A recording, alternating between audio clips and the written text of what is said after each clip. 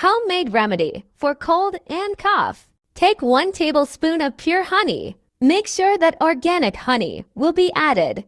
Then add half tablespoon of organic turmeric. Then add half tablespoon of black pepper. Then mix it properly. Use this remedy along 1 piece of fig. Eat 1 fig along with this mixture.